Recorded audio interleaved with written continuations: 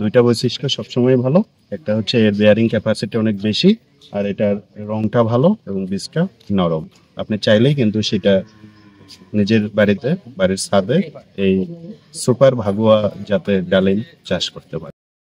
এটি বসত বাড়িতে আবাদকৃত একটি ডালিম গাছ, যেটাকে অনেকে আনার বলে। এই আনারের একটা বিশেষ বৈশিষ্ট্য দেখছেন যে আনারটার রং কিন্তু খুব ভালো, অত্যন্ত আকর্ষণীয় রং।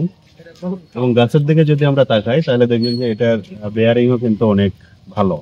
ছোট্ট একটি বালতির মধ্যে এই আনারটা বা এই ডালিমটা করা হয়েছে।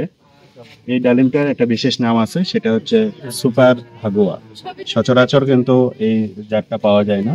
আপনি দেখবেন যে কালার অনেকটা সুন্দর এবং টকটকে লাল। আর এর বিশেষ বৈশিষ্ট্য হচ্ছে এর ভিতরে যে বীজটা রয়েছে, এই বীজটা কিন্তু নরম, অর্থাৎ চিবিয়ে খাওয়ার উপযোগী। এই জন্য এই জাতটা খুবই ভালো। দুইটা বৈশিষ্ট্য সবসময় ভালো।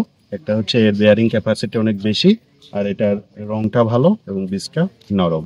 আপনি চাইলেই কিন্তু সেটা নিজের বাড়িতে, বাড়ির ছাদে এই সুপার ভাগুয়া জাতের ডালিম চাষ করতে পারেন।